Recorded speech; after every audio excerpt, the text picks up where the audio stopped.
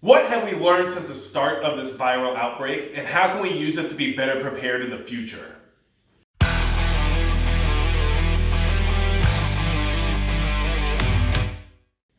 Hey everybody, it's Magic Prepper, and today we're going to talk about the things we've learned so far since the start of the viral outbreak that we're all dealing with currently.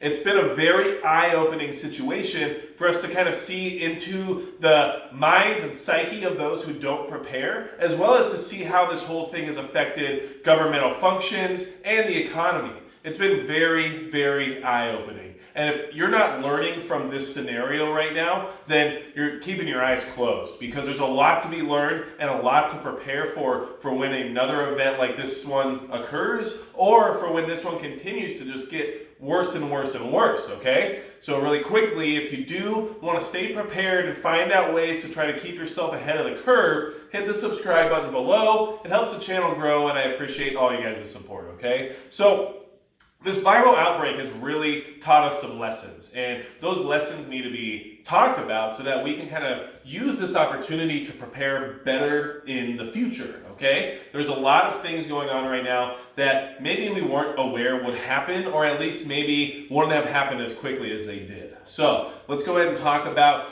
the few things that I want to make sure we touch base on and really think about when it comes to preparation in the future, okay? So number one is that the government as a whole, worldwide, governments all over the world, are not prepared to handle such a situation as this one, okay? And we already kind of knew that was a situation we would run into eventually, that the government would not be able to handle any kind of a large-scale SHTF scenario, whether or not it be an outbreak or it be an economic collapse or whatever it might be. And the government's proven us correct in this situation. They have not been able to respond quickly enough to stop the spread of this virus. And now it's in different areas of the world, all over the place, infecting people, and other people are dying outside of its area of origination, okay? So don't count on the government to help you, save you, or give you the answers, because honestly, we all already know, if you're in the prepper community, that that's a bad idea. That's a losing strategy to let the government figure everything out for you, okay? So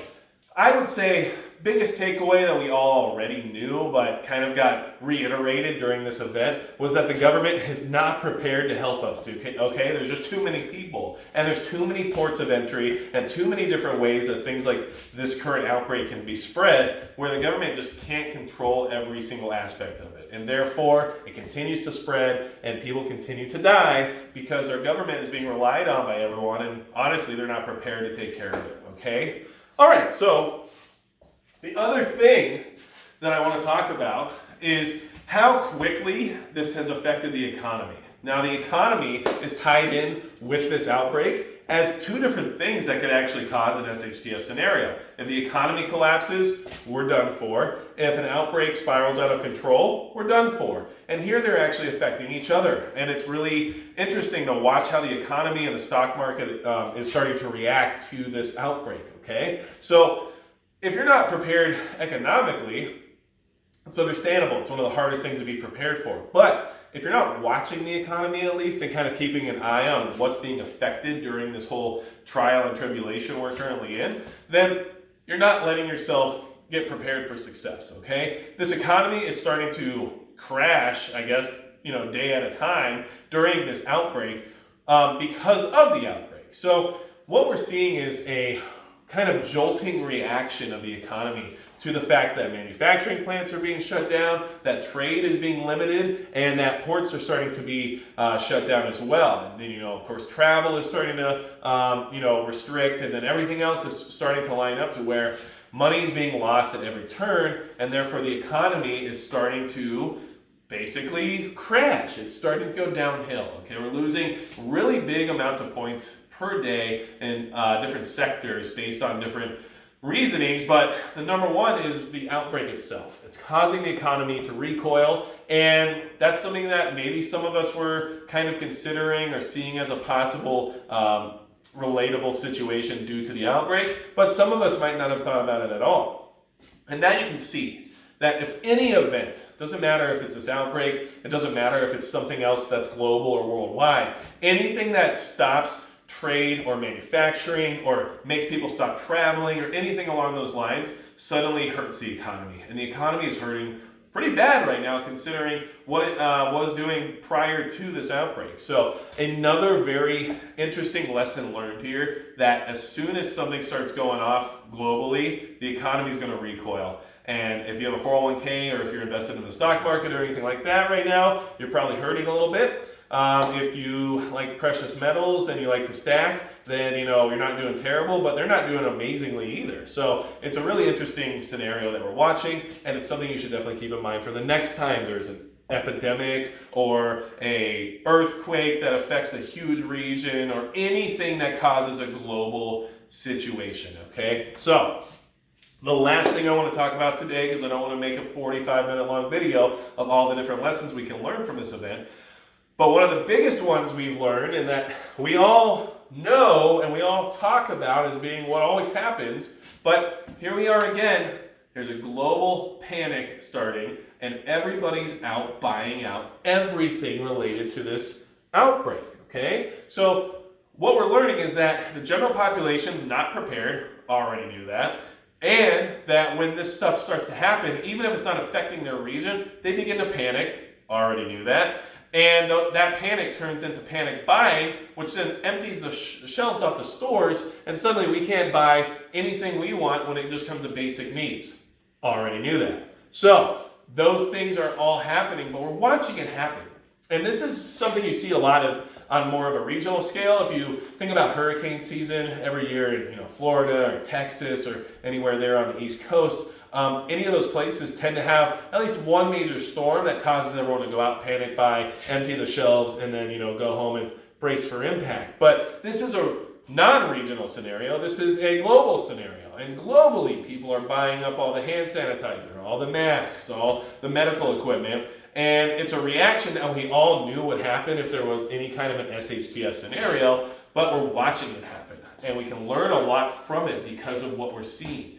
People are not prepared. The general population has zero preparedness, and they panic quickly. This outbreak isn't even affecting a lot of the regions where people are going out and panic buying, and it's because they're scared. And as soon as they got scared, they hit the road, and they went to their local store, and they emptied the shelves. And that's something that we have to know and that we can now watch and see will happen anytime a global event occurs. So we learn these different things by observing, and yes, hopefully if you're in the prepper community, you're either prepared or working on being prepared. And when you are prepared, you look at what everyone else is doing and you kind of sit back and relax and realize that it's a good thing you're prepared already. You don't have to go out and fight the crowds to get all these supplies, but to kind of see it happen, and especially on the scale that this outbreak is causing, is very, very interesting. It's very scary because the second that something really bad starts to happen, because honestly, yes, this is a bad situation, but it's not on the scale of a grand SHTF event that changes the course of history as we know it.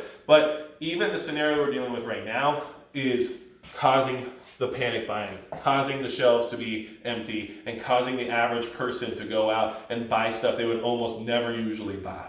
So any other SHTF scenario that might occur, we can apply this same logic and the same line of thinking that this is how people are probably going to act. And this is probably what's going to happen.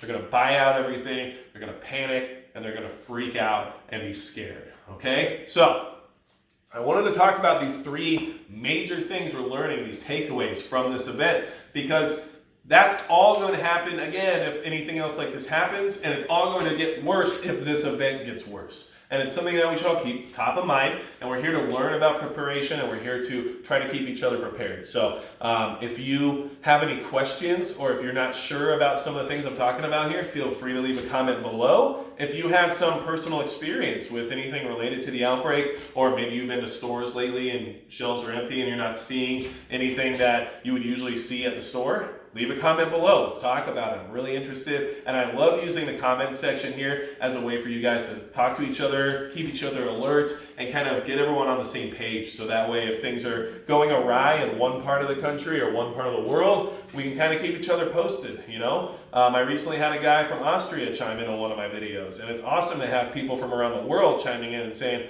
hey, this is what's happening in my neck of the woods, how are things in yours? And that's a good way for us to all stay prepared and take the middleman out of the equation once in a while, because we have to all admit, just like we kind of knew these other scenarios I just talked about would eventually happen during an SHTF situation, we also have to admit that most of the mainstream media is propaganda, and that we have to be very careful about what we believe or don't believe. So, if you have anything else to say, please feel free, leave that comment below, and otherwise that's going to be it for Magic Prepper. Now it's at the end of the world.